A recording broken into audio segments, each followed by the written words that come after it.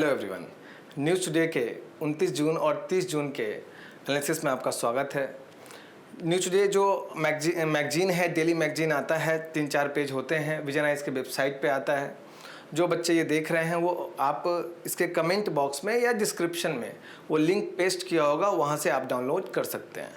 तो जो PDF है आपको कमेंट बॉक्स या फिर डिस्क्रिप्शन से ही मिल जाएगा, ठीक है। पहले देखिए कि कितने टॉपिक्स हैं, करीब 6 टॉपिक जो बड़े टॉपिक्स हैं, उसके अलावा कुछ संक्षिप्तियाँ भी हैं। जो बड़े टॉपिक्स हैं उसमें सबसे इम्पोर्टेंट टॉपिक सबसे ऊपर रखा गया है पंजीकृत गैर मान्यता प्राप्त राजनीतिक दल। पॉलिटी पॉइंट ऑफ व्यू से बहुत इम्पोर्टेंट है। पॉलिटी में आपका RPA एक्ट 1950-51 भी आपको पढ़ना है। उसके बाद सोशल जस्टिस में बाल एवं मातृ स्वास्थ्य में भारत की उपलब्धियां, एक रिपोर्ट आई है जिसमें भारत ने बाल मृत्यु दर हो या मातृ मृत्यु दर हो, इसमें काफ़ी अच्छा सुधार किया है, काफ़ी कम हुआ है ये सब मानक। उसके अलावा राष्ट्रीय हल्दी बोर्ड, अभी राष्ट्रीय हल्दी बोर्ड नया गठन हुआ है, ये भी काफ़ी चर्चा में है, उसको हम लोग देखेंगे। उसके बाद दिल्ली में कृत्रिम वर्षा कराने की तैयारी, आज का दूसरा सबसे इम्पोर्टेंट टॉपिक है। एनवायरनमेंट पॉइंट ऑफ व्यू से बहुत इम्पोर्टेंट है, प्रीलिम्स पॉइंट ऑफ व्यू से बहुत इम्पोर्टेंट है। इसमें कृत्रिम वर्षा को भी हम लोग समझेंगे। उसके बाद कृषि वानिकी को बढ़ावा देने के लिए मॉडल नियम, कृषि वानिकी बहुत अच्छा माना जाता है एनवायरमेंटल पर्पस से या फिर आर्थिक रूप से किसानों के लिए बहुत अच्छा माना जाता है। उसमें इसको बढ़ावा देने के लिए जो नियम पहले से था उसमें कुछ चेंजेस आए हैं, उसको देखेंगे। आपका इकोनॉमिक पॉइंट ऑफ व्यू से बहुत इम्पोर्टेंट है। उसके बाद लास्ट में राष्ट्रीय जैव ऊर्जा कार्यक्रम, इसमें भी कुछ दिशा निर्देश दिए गए हैं, तो उनको भी हम लोग देखेंगे। इसके अलावा ये आपके 6-7 संक्षिप्तियाँ हैं जिनको हम जल्दी में देखेंगे। तो चलिए आज हम लोग पहले टॉपिक पे आते हैं। पहला टॉपिक है पंजीकृत गैर मान्यता प्राप्त राजनीतिक दल। इसको इंग्लिश में भी आपको जानना चाहिए, रजिस्टर्ड अनरिकॉग्नाइज्ड पॉलिटिकल पार्टीज। ये काफ़ी चर्चा में है क्योंकि जो इलेक्शन कमीशन ऑफ इंडिया है, भारतीय निर्वाचन आयोग, वो 345 जो पंजीकृत राजनीतिक दल हैं उनको डिलिस्ट कर रही है। अब इसको भी हम लोग समझेंगे कि डिलिस्ट क्या होता है, अनरजिस्टर क्या होता है। तो पहले न्यूज़ देख लें कि निर्वाचन आयोग 345 राजनीतिक दलों को डिलिस्ट कर रही है। उसका कारण वो दे रहे हैं कि भाई 2019 के लोकसभा इलेक्शन के बाद वो पिछले 6 वर्ष में उन्होंने एक भी चुनाव नहीं लड़ा है। तो 2019 से इन्होंने एक भी चुनाव नहीं लड़ा है और साथ में ही भौतिक रूप से इनका कहीं भी कोई कार्यालय या मुख्यालय स्थित नहीं है। इसको जो डिलिस्ट है उसको हिंदी में बोलते हैं दलों को सूची से हटाना। ये इसका जो सूची होता है विभिन्न पॉलिटिकल पार्टीज़ का, उसको वहाँ से हटाया जाता है। आप समझिए, आप भारत में तभी चुनाव लड़ सकते हैं जब इलेक्शन कमीशन ऑफ इंडिया से आप रजिस्टर्ड हो जाए। तो कोई भी पॉलिटिकल पार्टी है वो रजिस्टर्ड होती है, लेकिन उसमें से कुछ पॉलिटिकल पार्टी होती है जिसको उनके निर्वाचन में रिजल्ट जब अच्छा आता है तो उस हिसाब से उनको क्षेत्रीय पार्टी या राष्ट्रीय पार्टी का दर्जा मिलता है, तो उनको रिकॉग्नाइज्ड पार्टी बोला जाता है। लेकिन जो पॉलिटिकल पार्टी क्षेत्रीय पार्टी या फिर राष्ट्रीय पार्टी नहीं बन पाती है उनको अनरिकॉग्नाइज्ड पार्टी बोला जाता है। तो यहाँ पे ये इम्पोर्टेंट है आपका प्रीलिम्स पॉइंट ऑफ व्यू से भी और मेंस पॉइंट ऑफ व्यू से भी कि जो पॉलिटिकल पार्टी है उसको RPA एक्ट की 1951 की धारा 29A, इसके तहत उसमें आवश्यकताएं बताई गई हैं कि कोई पॉलिटिकल पार्टी किस प्रकार से रजिस्टर होगी। और इसमें एक बार विवाद भी हुआ कि क्या इलेक्शन कमीशन ऑफ इंडिया को किसी भी पॉलिटिकल पार्टी का पंजीकरण रद्द करने की शक्ति है क्या। ये मामला पहुंचा सुप्रीम कोर्ट में, तो सुप्रीम कोर्ट ने 2002 में निर्णय दिया है। उस केस का नाम है, बड़ा इंपॉर्टेंट है आपका मेंस पॉइंट ऑफ व्यू से, इंडियन नेशनल कांग्रेस बनाम इंस्टीट्यूट ऑफ सोशल वेलफेयर। इसमें साफ साफ सुप्रीम कोर्ट ने कहा कि किसी भी पॉलिटिकल पार्टी को रजिस्टर करने की शक्ति इलेक्शन कमीशन ऑफ इंडिया को तो है, लेकिन उसे डी रजिस्टर करने की शक्ति नहीं है। लेकिन ये जो डिलिस्ट है ये डी रजिस्टर नहीं है, वो जो सूची है उससे बस हटाया जाता है, उसके बावजूद वो चुनाव लड़ सकता है।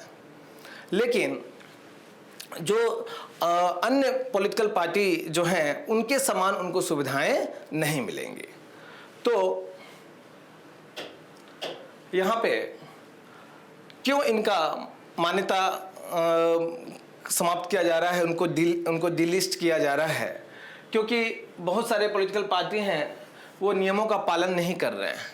नियम क्या है? आरपीआई एक्ट 1951 के तहत उनकी धारा 29C के तहत प्रत्येक पॉलिटिकल पार्टी को जो जो चंदा मिल रहा है उसकी रिपोर्टिंग करना अनिवार्य है कि चंदा कहाँ से मिल रहा है, कितना मिल रहा है। तो ये पॉलिटिकल पार्टी, बहुत सारी पॉलिटिकल पार्टी वो रिपोर्टिंग नहीं कर रही है। साथ में उनको चुनाव में भाग लेना आवश्यक है, लेकिन जैसा कि यहाँ देख सकते हैं कि 2019 के लोकसभा इलेक्शन में ही 70% जो पॉलिटिकल पार्टी रजिस्टर्ड थी वो कहीं भी चुनाव में भाग नहीं ली। तो रजिस्टर्ड तो है लेकिन चुनाव में भाग नहीं ले रही है।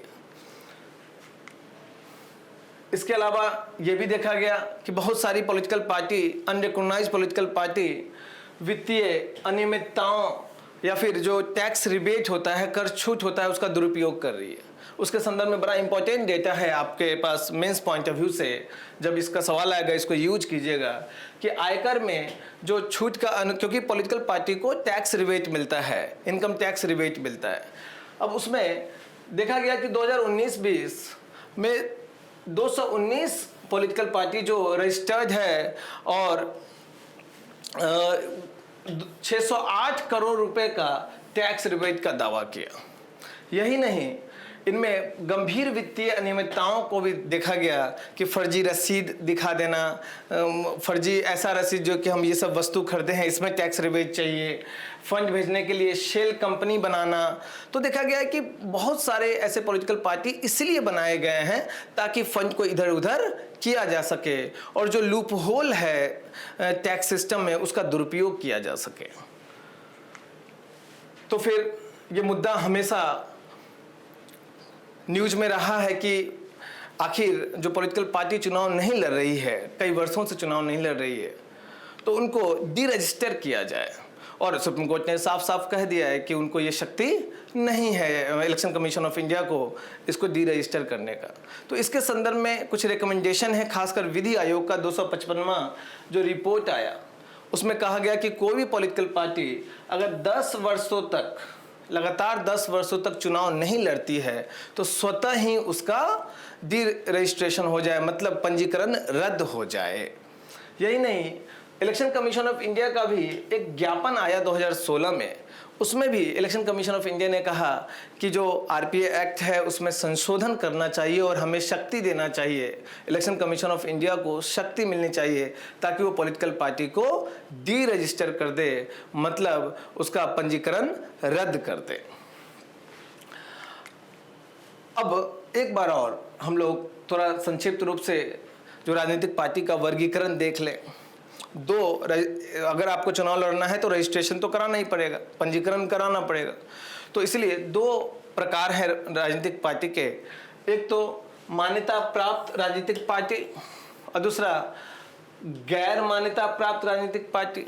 जैसा मैंने कहा कि जो मान्यता प्राप्त पार्टियां कौन हैं, जो या तो क्षेत्रीय पार्टी है या राष्ट्रीय पार्टी है।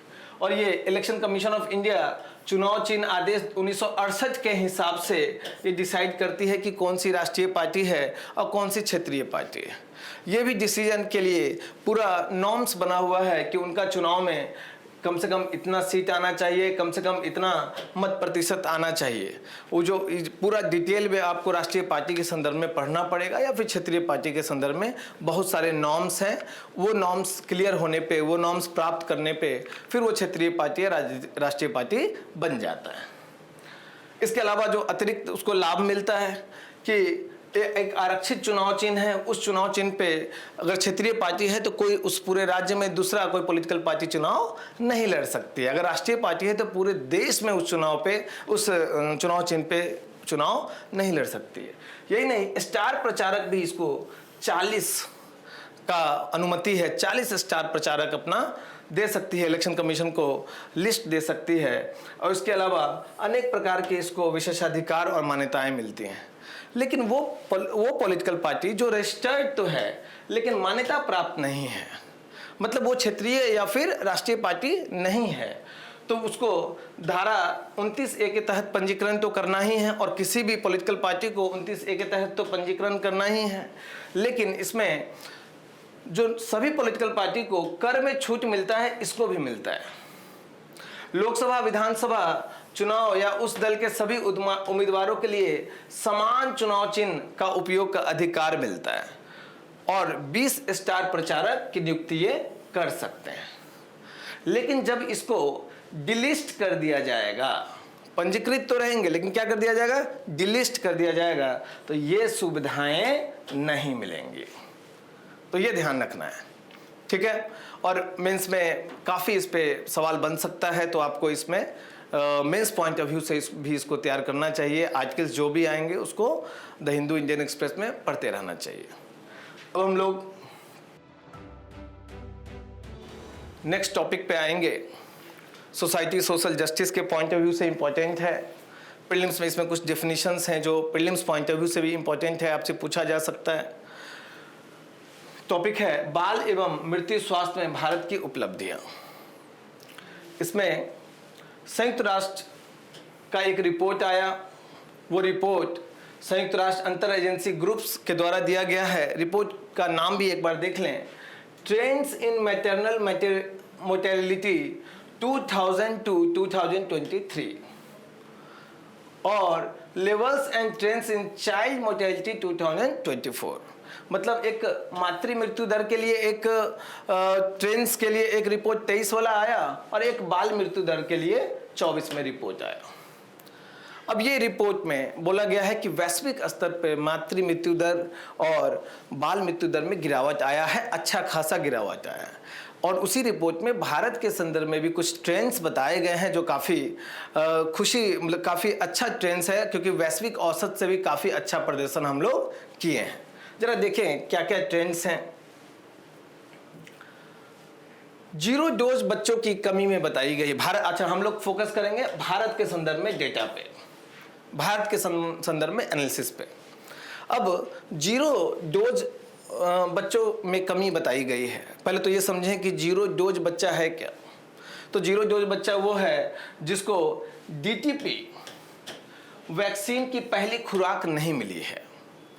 अब DTP वैक्सीन की पहली खुराक नहीं मिली है, इसमें जो 2023 में मात्र 0.11% पूरे कुल बच्चों में थे जिनको ये खुराक नहीं मिली है, वो कम होके 0.06% हो गया है।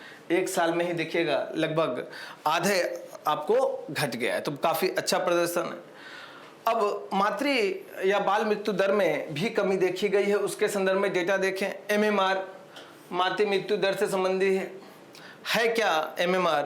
तो एक निश्चित अवधि में 1 लाख कुल जन्म होने वाले जीवित बच्चों पे कितनी माताओं का डेथ हो जाता है, मृत्यु हो जाता है, उसी को मातृ मृत्यु दर कहते हैं।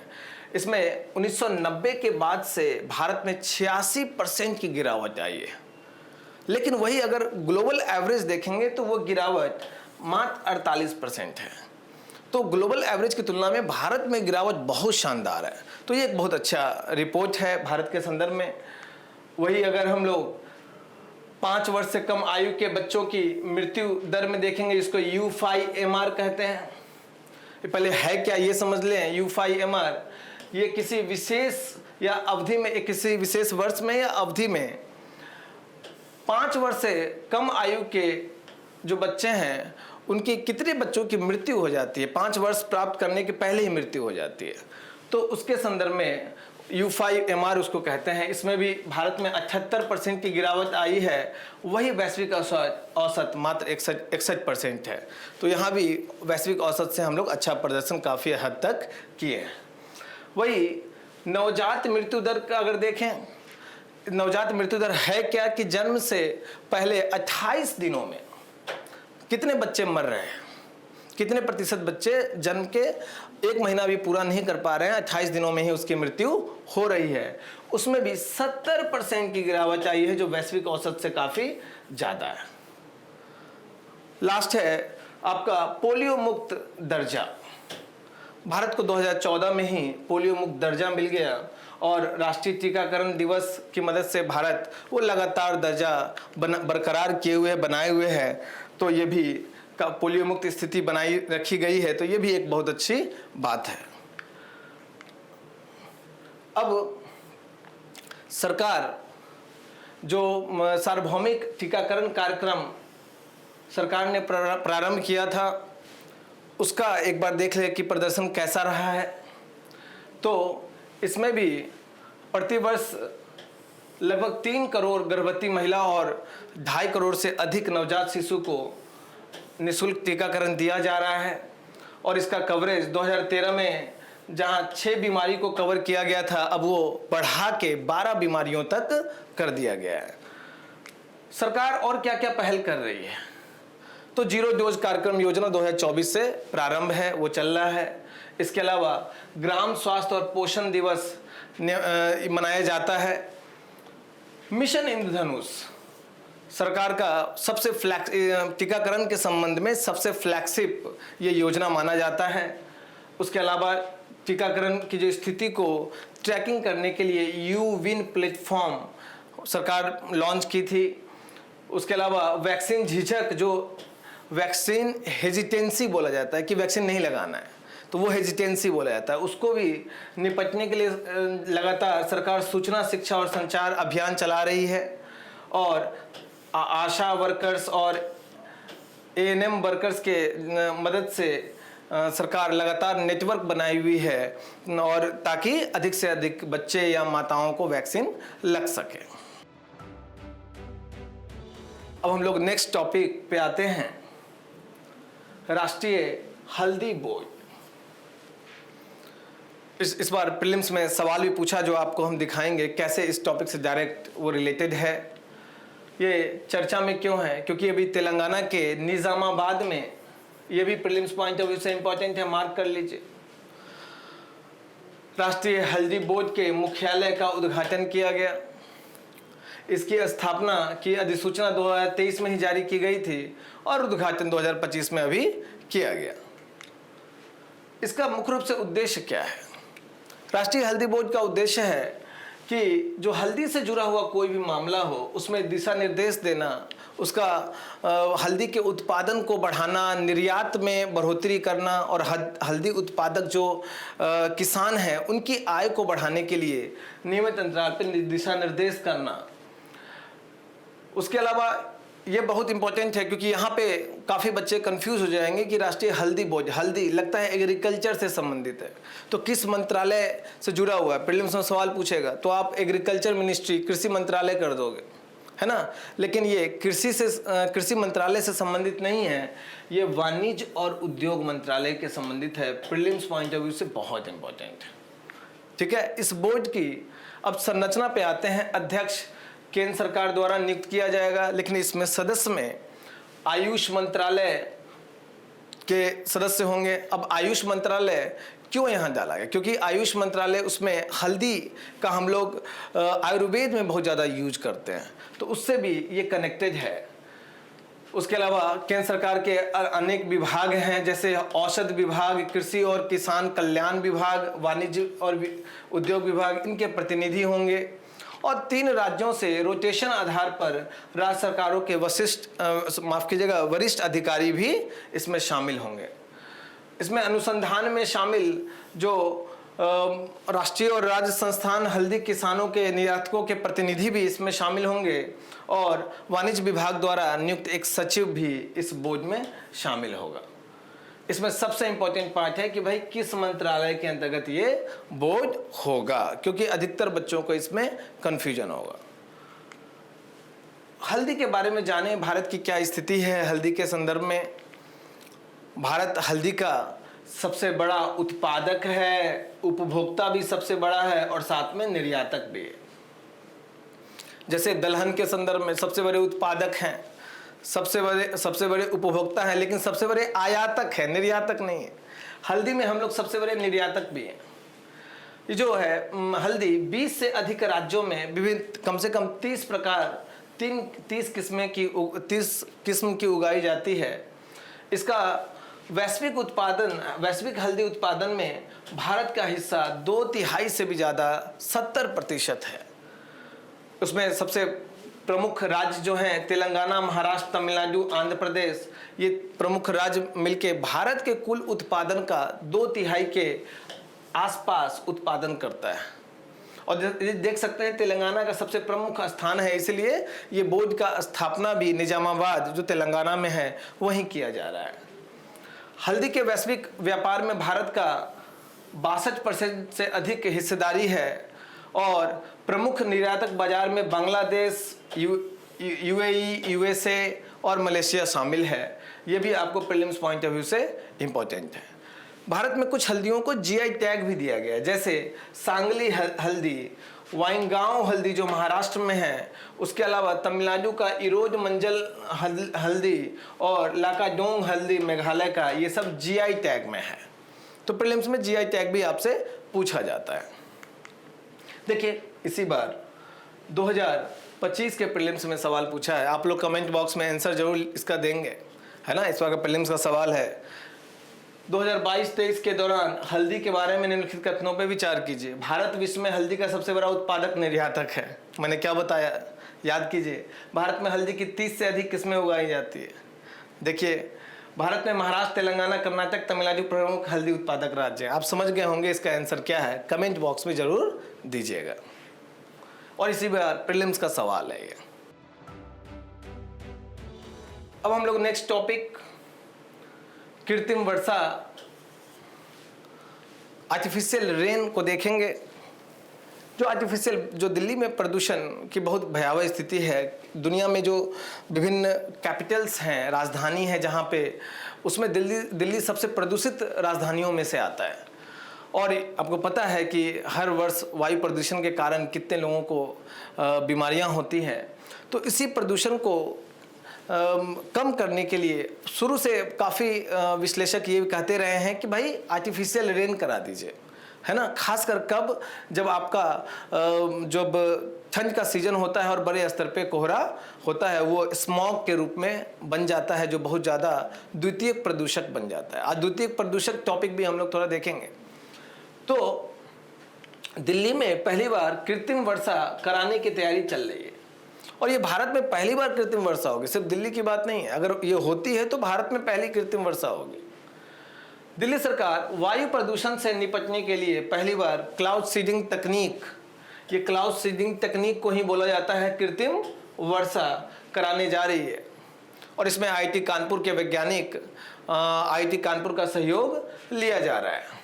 इसमें स्पेशल विमान होंगे जो क्लाउड सीडिंग उनके द्वारा किया जाएगा। अब जरा क्लाउड सीडिंग को हम लोग समझें कि कृत्रिम वर्षा क्या है।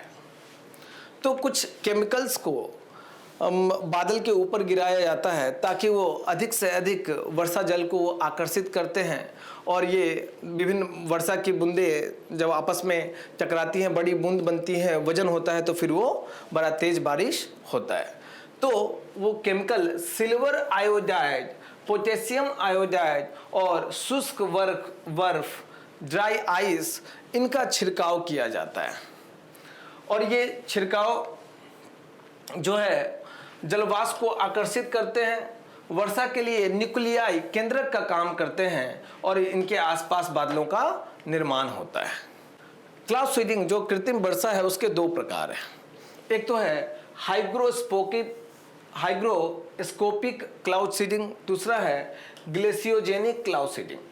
हाइग्रोस्कोपिक क्लाउड सीडिंग क्या है ये आपको समझना है। इसमें तरल बादल में जल की बूंद आपस में जुड़ते हैं और फिर वो उनका वजन भारी होता है और वो जमीन पे गिरता है, तो ये जुड़ने की प्रक्रिया को तेज कर देता है। जबकि ग्लेशियोजेनिक क्लाउड सीडिंग, अब नाम से ही हाइग्रो का मतलब जल, ग्लेशियोजेनिक का मतलब बर्फ। तो इसमें सुपर कूल्ड बादलों में जो बहुत ठंड बादल हैं उसमें क्लाउड सीडिंग किया जाता है, जिससे बर्फ के कण बनाने से ये बर्फ के रूप में नीचे गिरता है। तो इस दो प्रकार के आपको कृत्रिम वर्षा होते हैं।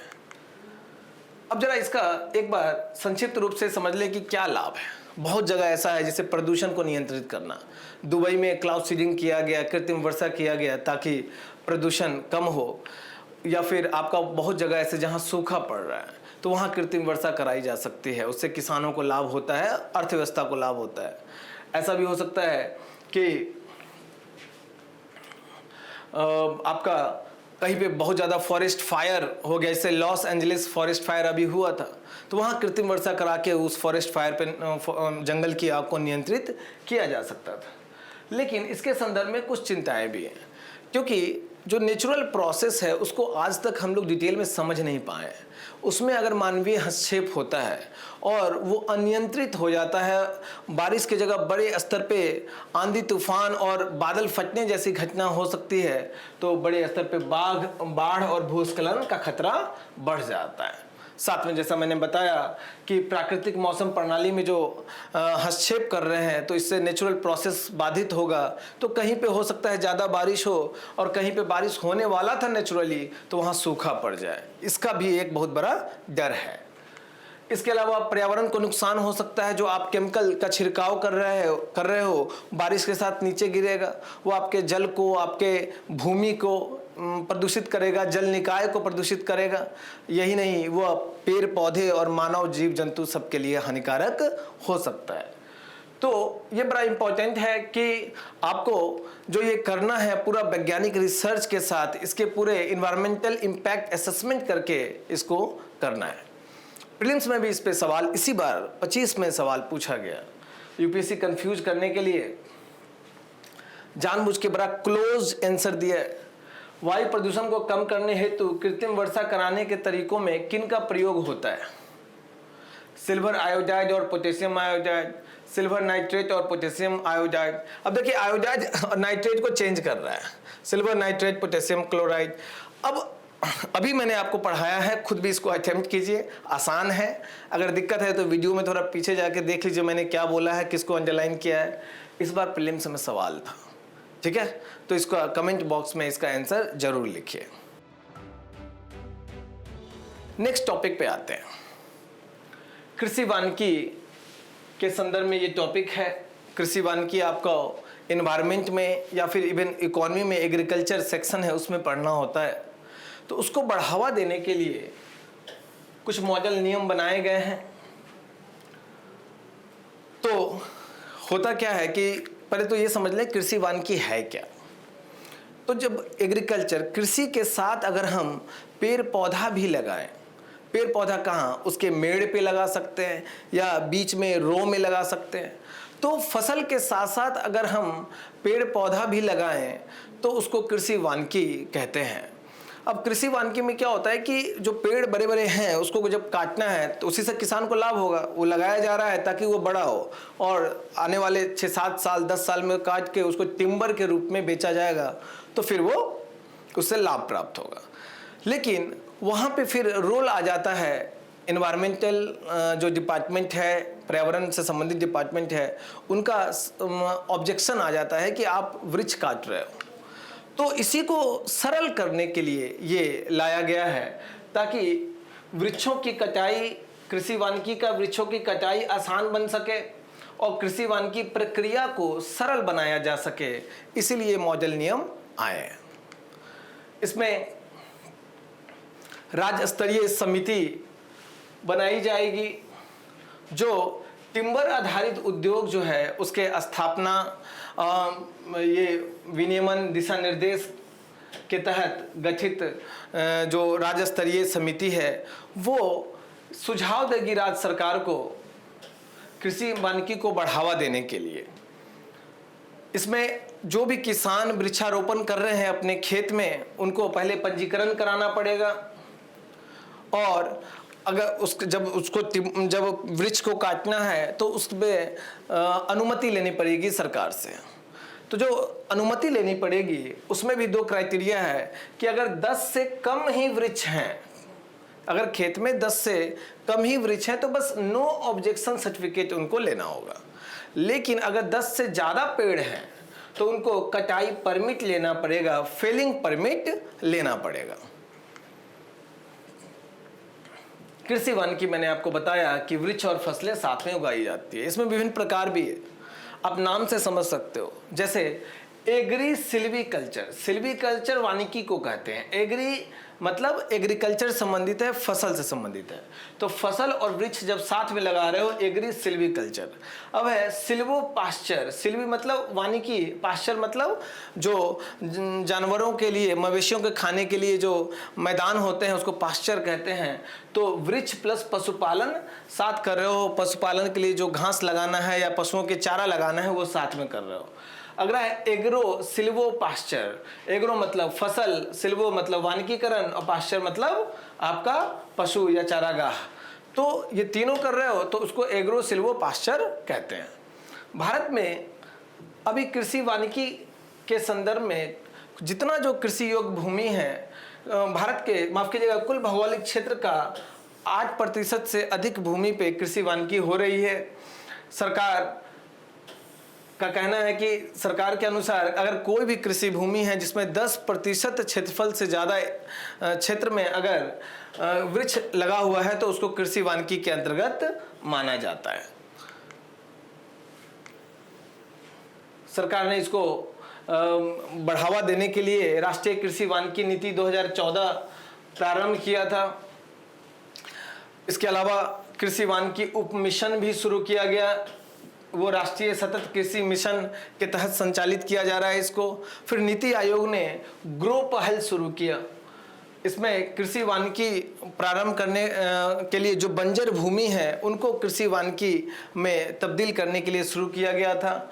और वन अधिनियम 1927 में संशोधन किया गया 2017 में, जिसमें जो बांस है, बांस जो बैम्बू है वो पहले टिम्बर के रूप में सूचित था, लेकिन उसको टिम्बर से ग्रास में चेंज किया गया क्योंकि टिम्बर की कटाई के लिए परमिशन चाहिए, ग्रास की कटाई के लिए परमिशन नहीं चाहिए।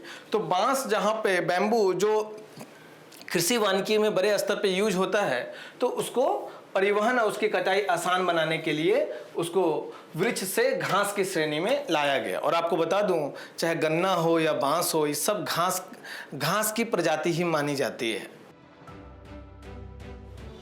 अब नेक्स्ट है आपका टॉपिक राष्ट्रीय जैव ऊर्जा कार्यक्रम। राष्ट्रीय जैव ऊर्जा कार्यक्रम ये आपको एनर्जी सेक्टर से रिलेटेड है और मेंस पॉइंट ऑफ व्यू से इंपॉर्टेंट है। प्रीलिम्स में इस कार्यक्रम के बारे में कुछ इंफॉर्मेशन आपसे पूछा जा सकता है। इकोनॉमिक्स जो आपका जीएस पेपर 3 है उसमें आप वैल्यू एडिशन यहां से कर सकते हैं। तो नवीकरणीय ऊर्जा मंत्रालय ने राष्ट्रीय जैव ऊर्जा कार्यक्रम के तहत संशोधित कुछ दिशा निर्देश जारी किए हैं। अब ये क्या दिशा निर्देश है? यह जैव ऊर्जा जो कार्यक्रम है इसमें 2 घटक हैं, तो वेस्ट टू एनर्जी और बायोमास, इसी दोनों के संदर्भ में कुछ दिशा निर्देश दिए गए हैं। पहले समझे कि जैव ऊर्जा है क्या। जो बायोमास होता है उससे आप ऊर्जा निकालते हो, उसी को जैव ऊर्जा कहते हैं, सिंपल। तो जो ऑर्गेनिक, ये एक नवीकरणीय ऊर्जा है, रिन्यूएबल एनर्जी की श्रेणी में आता है, जो बायोमास ईंधन को जलाकर प्राप्त की जाती है। बायोमास ईंधन जो है खेत से निकलने वाले कुछ अवशेष हो सकते हैं, जैसे फसल कटाई किए और जो उसके बच गए नीचे अवशेष फसल के, वो सब बायोमास में आता है।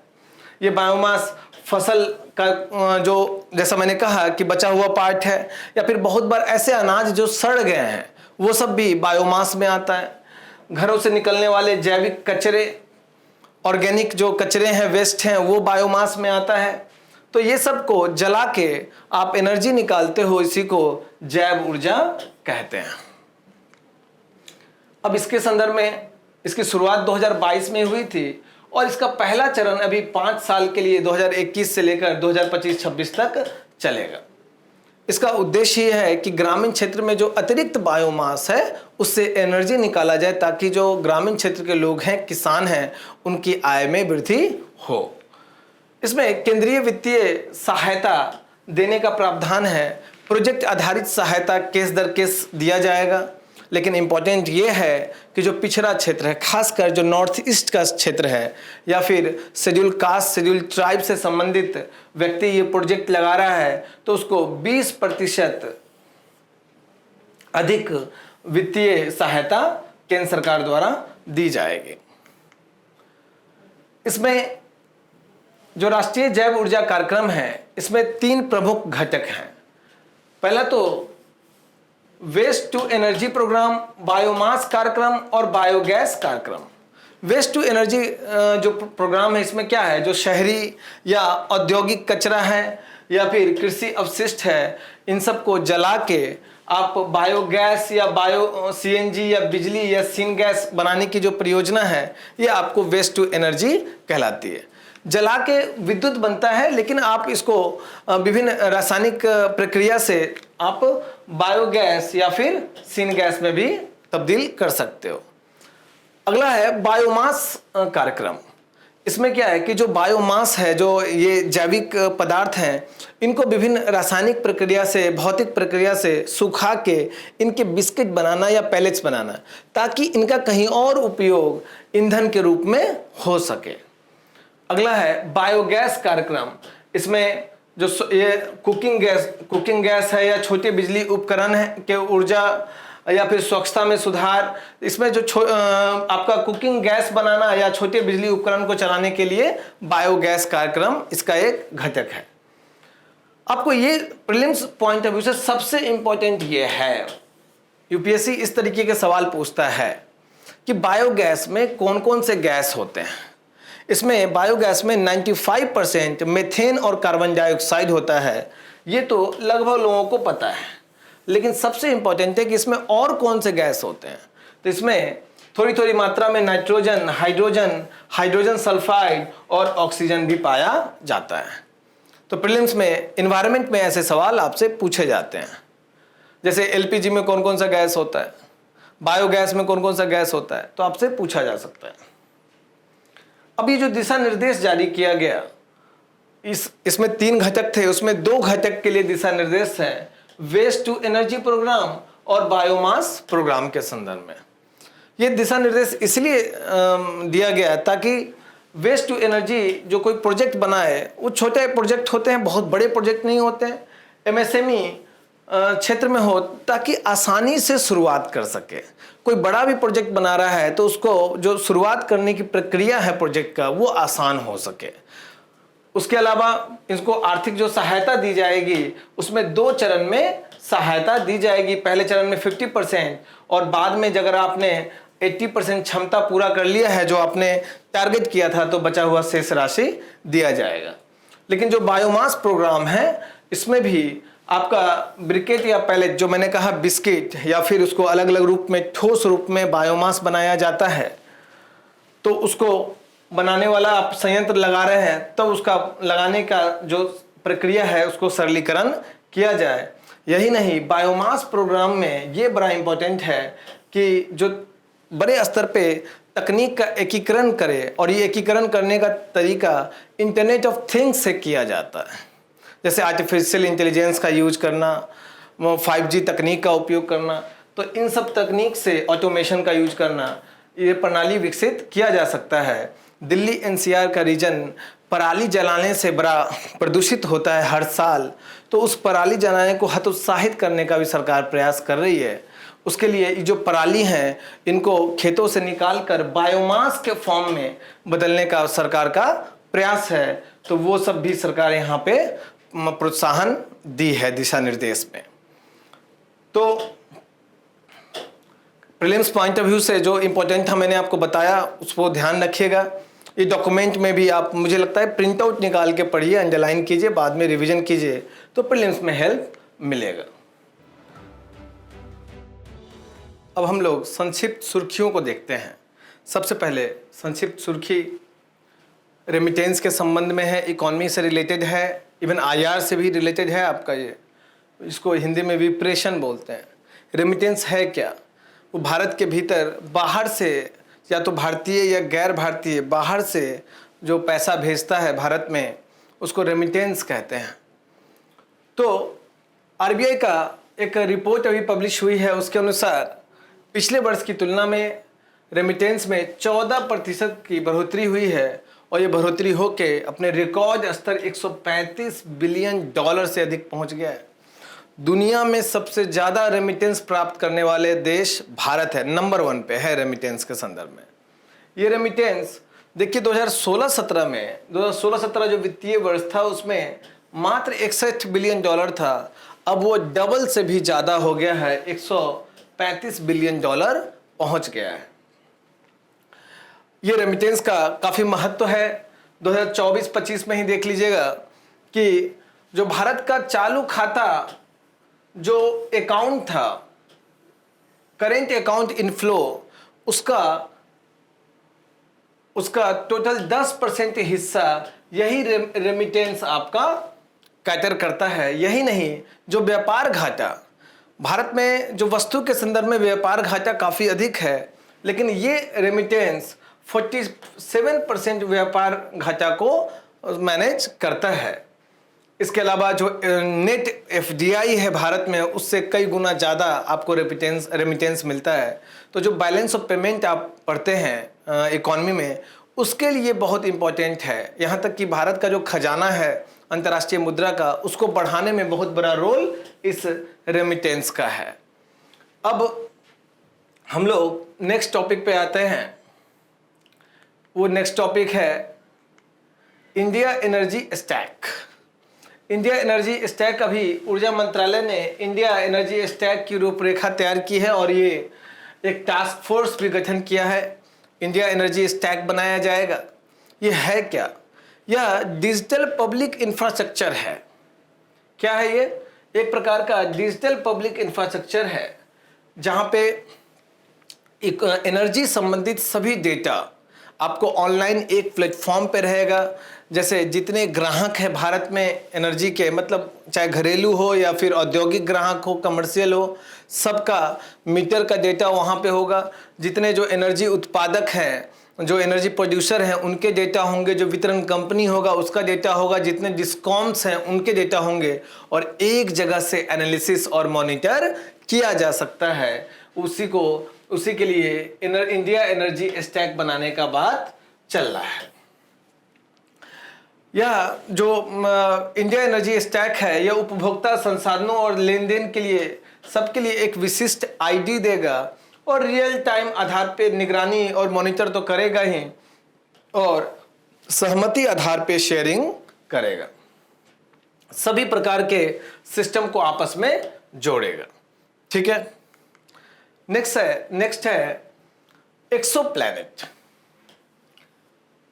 बड़ा इंटरेस्टिंग इसमें जानकारी है। जो जेम्स वेब स्पेस टेलीस्कोप है, उसने पहली बार एक एक्सोप्लैनेट का नाम दिया गया है TWA-7b। Prelims point of view से आपको ध्यान रखना है। आपसे प्रीलिम्स में यह भी पूछ सकता है कि एक्सोप्लैनेट किसको कहते हैं। तो इस एक्सोप्लैनेट का खोज किया है। हर जो प्लैनेट है किसी न किसी स्टार के अराउंड घूमता है, परिक्रमा करता है। तो ये एक्सोप्लैनेट भी एक स्टार है, CENTILLE। बहुत कम वजन का स्टार है सूर्य की तुलना में और उसी के चारों तरफ ये मलबे के रिंग्स में पाया गया है। ये अब तक सीधे देखे गए एक्सोप्लैनेट में से 10 गुना हल्का है। मतलब जितने जो एक्सोप्लैनेट पहले देखे गए थे उससे 10 गुना हल्का ये एक्सोप्लैनेट है। अब ये सबसे इंपॉर्टेंट पार्ट यहाँ है कि भैया एक्सोप्लैनेट है क्या। तो हमारा जो सोलर सिस्टम है, पहले सोलर सिस्टम की बात समझे, तो यहाँ पे कुछ ऐसे एरियाज हैं जहाँ न बहुत ज़्यादा गर्मी न बहुत ज़्यादा ठंड है। मतलब ऐसे कुछ आपके प्लैनेट्स हैं जहाँ ना बहुत ज़्यादा गर्मी ना बहुत ज़्यादा ठंड है, तो वहाँ पे जीवन हो सकता है। तो पृथ्वी पे जीवन है, क्योंकि हम लोग उसको बोलते हैं गोल्डी लॉक जोन। क्या बोलते हैं, यहाँ लिखा नहीं हुआ है, आप लोग नोट डाउन कर लीजिए, गोल्डी लॉक जोन। तो हर स्टार के चारों तरफ कुछ गोल्डी लॉक जोन होते हैं जहाँ पे जीवन हो सकता है। जो सन के चारों तरफ जितने स्टार घूमते हैं उसमें पृथ्वी और या फिर आपका मार्स है, ये सब गोल्डी लॉक जोन में आता है। तो जो वैज्ञानिक भी जो रिसर्च करता है दूसरे स्टार के चारों तरफ प्लैनेट का, उसमें गोल्डी लॉक जोन में रिसर्च करता है कि कोई ऐसा प्लैनेट मिले जहाँ पे जीवन संभव हो। तो वो जोन में जो भी गोल्डीलॉक जोन में जो भी प्लैनेट होते हैं उसको क्या बोला जाता है? एक्सो प्लैनेट बोला जाता है। तो ये जो एक्सो प्लैनेट है या सूरज के अलावा किसी और तारे की परिक्रमा करते हैं, सौर मंडल के बाहर होते हैं, लेकिन वो तारे के चारों ओर रहने योग्य क्षेत्र जिसको हैबिटेबल जोन कहते हैं, दूसरे शब्द है इसके लिए गोल्डीलॉक जोन। गोल्डीलॉक जोन मुझे इतना अच्छे से इसलिए पता है, 2015 के प्रीलिम्स में पूछा था कि गोल्डीलॉक जोन क्या है, तो पीवाईक्यू जरूर कीजिए, है ना। तो ये हमारे सौर मंडल के बाहर जीवन की खोज करने के लिए बहुत महत्वपूर्ण है एक्सो प्लैनेट। और जो अभी जो सन है, एक स्टार है, एक तारा है, इससे सबसे नजदीक तारा कौन सा है? तो 4 प्रकाश वर्ष दूर आपको प्रोक्सिमा सेंचुरी बी जो तारा है, वो जो तारा का सिस्टम है वहां पे 3 स्टार हैं। एक प्रोक्सिमा सेंचुरी बी है, एक प्रोक्सिमा सेंचुरी ए है और एक अल्फा सेंचुरी है। तो 3 स्टार सिस्टम मिलके एक नया वहां पे सौर मंडल है जो 4 प्रकाश वर्ष दूर, 4 लाइट ईयर दूर है। तो यहां तक पहुंचने में कम से कम आपको अगर प्रकाश की गति से गए तो 4 साल लग जाएगा। सबसे नजदीक है। आप इससे अंदाजा लगा सकते हैं कि हमारा ब्रह्मांड कितना बड़ा है। ठीक है, यहां भी जो प्रोक्सिमा सेंचुरी बी है, यहां भी काफी रिसर्च हमारे टेलीस्कोप के माध्यम से चल रहा है। अब अगला जो टॉपिक है सिंथेटिक ह्यूमन जीनोम। इस चर्चा में क्यों है? क्योंकि अभी कुछ वैज्ञानिक सिंथेटिक ह्यूमन जीनोम, जिसको SynHG कहते हैं, उस प्रोजेक्ट पे काम कर रहे हैं, जिसका लक्ष्य है बिल्कुल नए रूप से ह्यूमन जीनोम बनाना, ह्यूमन DNA बनाना। ये जो प्रोजेक्ट है ये 5 साल की अवधि के लिए शुरू किया गया है, जिसमें जो दुनिया के प्रमुख विश्वविद्यालय हैं जैसे ऑक्सफोर्ड है, कैम्ब्रिज है, इनके वैज्ञानिक शामिल हैं। इसका उद्देश्य है कि मानव जीनोम को कृत्रिम रूप से बनाना, और ताकि जो मानव जो DNA है उसके बारे में सारी जानकारी फिर से नए सिरे से जानकारी प्राप्त करना है। यही नहीं, ये DNA बनाने में, DNA श्रृंखला बनाने में जो मशीन है, उपकरण है, उन सबको भी डेवलप करना इस प्रोजेक्ट का लक्ष्य है। तो सिंथेटिक जीनोम क्या है भैया? तो मानव निर्मित DNA श्रृंखला है या सीक्वेंस होता है जो या तो पूरी तरीके से नए रूप से बनाया जाता है या फिर जो प्राकृतिक DNA है उसी में कुछ बदलाव परिवर्तन करके बनाया जाता है। अगर ये बनेगा तो आपको सेल थेरेपी हो या फिर वायरस प्रतिरोधक अंग प्रत्यारोपण करना हो या फिर आपका जलवायु रोधी फसल तैयार करना हो, सब में हेल्प मिल सकता है। अगला टॉपिक है द्वितीयक प्रदूषक, जिसको इंग्लिश में कहते हैं सेकेंडरी पॉल्यूटेंट। तो देखिए, जो प्रदूषक हैं 2 प्रकार के हैं। एक तो प्राथमिक प्रदूषक हैं जैसे कार्बन डाइऑक्साइड, कार्बन मोनोऑक्साइड, जो सीधे निकलते हैं, मतलब किसी जो आप ईंधन जलाते हैं तो सीधे वो प्रदूषक बनते हैं। Carbon dioxide, carbon monoxide, sulphur dioxide, ये सब प्राथमिक प्रदूषक कहलाते हैं। एक होता है द्वितीयक प्रदूषक। द्वितीयक प्रदूषक क्या है कि ये जो प्राथमिक प्रदूषक हैं या तो आपस में जुड़ जाएं या फिर ये प्राथमिक प्रदूषक जलवायु घटक जैसे ऑक्सीजन से जुड़ जाए जो प्रदूषक नहीं है, या फिर इससे जुड़ जाए, प्रकाश की उपस्थिति में वाटर वेपर से जुड़ जाए, रिएक्शन कर ले, तो वो द्वितीयक प्रदूषक बन जाते हैं। तो एक रिपोर्ट है CREA का, उसमें पाया गया है कि जो सेकेंडरी पॉल्यूटेंट है, द्वितीयक प्रदूषक, भारत में PM 2.5 प्रदूषक जो बहुत खतरनाक माना जाता है, उसका 1/3, 1/3 हिस्से के लिए जिम्मेदार है। मतलब जितना जो PM 2.5 प्रदूषक है उसमें 1/3 द्वितीयक प्रदूषक है। इसकी उत्पत्ति वातावरण में प्राथमिक प्रदूषक के आपस में जुड़ने या प्राथमिक प्रदूषकों के अन्य वायुमंडलीय घटकों के बीच होने वाले रासायनिक या भौतिक क्रियाओं के माध्यम से होता है। जैसे प्राथमिक प्रदूषक कैसे, द्वितीयक प्रदूषक का एग्जाम्पल है ओजोन, ऑक्सीजन जो आपका O2 और O जो फ्री रेडिकल है उससे जुड़ के बनता है। सल्फ्यूरिक एसिड हुआ, नाइट्रिक एसिड हुआ, ये H2O और SO2 को जोड़ के बनता है। तो देखिए प्राथमिक प्रदूषक कैसे जल से मिलके द्वितीयक प्रदूषक बना रहे हैं। तो प्रीलिम्स में आपसे द्वितीयक प्रदूषक पूछा जा सकता है, एनवायरनमेंट में तैयार रहिएगा। उसके बाद ढोल, एशियाई जंगली कुत्ता अभी चर्चा में है, उसको ढोल नाम दिया गया है, इसीलिए इंपॉर्टेंट है कि देखिए IUCN में इंडेंजर्ड स्पीसीज में आता है।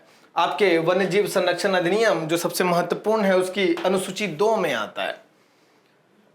इसको विलुप्त मान लिया गया था, लेकिन अभी फिर से ये असम के काजीरंगा आंगलोंग क्षेत्र में फिर से दिखाई दिया है। तो अब देखा गया कि दोबारा ये आ चुका है, विलुप्त नहीं हुआ है। ये दक्षिण एशिया और दक्षिण पूर्वी एशिया, जैसे दक्षिण एशिया में भारत, नेपाल, भूटान इन सब क्षेत्र में है, और दक्षिण पूर्वी में कंबोडिया, थाईलैंड और मध्य एशिया इसमें पाया जाता है। भारत में आपको पूर्वी और पश्चिमी घाट, असम, मेघालय, पश्चिम बंगाल, लद्दाख में आपको देखने को मिलता है। इसका विशेषता क्या है? ये मांसाहारी है और छोटे भेड़िए या घरेलू कुत्ते के जैसा है। ये अपना जो शिकार है या तो सुबह या फिर रात में करता है। तो आपको जैसे मैंने कहा ये इंपॉर्टेंट है कि एंडेंजर्ड श्रेणी में ये आता है। नेक्स्ट टॉपिक है कोल्हापुरी चप्पल। कोल्हापुरी चप्पल आप लोग सिनेमा में भी, बॉलीवुड मूवी में भी बहुत देखते होंगे, पुराने सिनेमा में दिखाया जाता था। तो अभी हुआ क्या कि एक फैशन ब्रांड है, वो कोल्हापुरी चप्पल के डिजाइन को कॉपी करके अपना एक प्रोडक्ट निकाल दिया। तो उसने काफ़ी विरोध हुआ, प्रदर्शन हुआ, तो उसने उस चीज़ को स्वीकार किया उस कंपनी ने, और फिर उस डिजाइन को समाप्त किया। तो जो कोल्हापुरी चप्पल है ये एक हाथ से निर्मित चमड़े का चप्पल होता है जो महाराष्ट्र के कोल्हापुर क्षेत्र में बनाया जाता है, इसलिए वहां से नाम आता है कोल्हापुरी चप्पल। 2019 में इसको GI टैग दर्जा प्राप्त हुआ। इस चप्पल की उत्पत्ति सोचिए 12वीं शताब्दी में महाराष्ट्र में हुई थी, 12वीं शताब्दी में, और ये हाथों से और वनस्पति टैंड चमड़े से बनाया जाता है। तो प्रीलिम्स पॉइंट ऑफ व्यू, चूंकि GI टैग मिला हुआ है तो प्रीलिम्स पॉइंट ऑफ व्यू से इंपॉर्टेंट है। उसके बाद लास्ट टॉपिक है वो स्थल के संदर्भ में है। प्लेस इन न्यूज सुर्खियों में रहे स्थल। अभी मेडागास्कर कुछ सुर्खियों में था भारत के संदर्भ में, क्योंकि 65वें मेडागास्कर के 65वें स्वतंत्रता दिवस के अवसर पर भारत के प्रतिनिधि के रूप में रक्षा राज्य मंत्री मेडागास्कर गए थे। है कहाँ मेडागास्कर? ये अफ्रीकी महाद्वीप का पार्ट माना जाता है कि इस क्षेत्र से टूट के अलग हुआ है ना। तो ये मेडागास्कर दक्षिण पूर्वी अफ्रीका से कुछ दूरी पे है। एक द्वीप है जो दुनिया का एरिया में चौथा सबसे बड़ा द्वीप है। इस मेडागास्कर की जो आपको राजधानी है अंटानानारिवो कहलाता है, और ये दुनिया का, जैसे मैंने कहा, चौथा सबसे बड़ा द्वीप है। दुनिया की लगभग 5% पौधे और जानवर की प्रजाति मेडागास्कर में, जब वहाँ के पौधे और जानवर देखेंगे बिल्कुल अलग है, क्योंकि ह्यूमन इंटरवेंशन से काफ़ी दूर रहा है। और जो भी यहाँ पौधे हैं वहाँ के स्थानिक हैं, 80% पौधे स्थानिक हैं जो कहीं और भी नहीं पाए जाते हैं। मेडागास्कर भारतीय मानसून के लिए बहुत महत्वपूर्ण है, क्योंकि भारतीय मानसून का जो दक्षिण पश्चिम मानसून जो है मेडागास्कर के मस्करन हाई से निकलता है। यहाँ से ऐसे निकलता है और फिर ऐसे आपको भारत में प्रवेश करता है। तो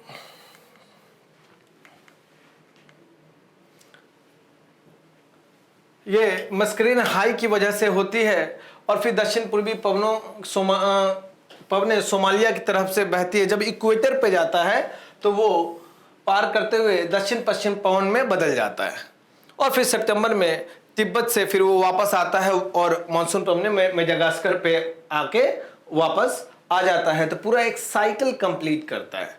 तो मेडागास्कर मानसून के लिए बड़ा इंपॉर्टेंट है।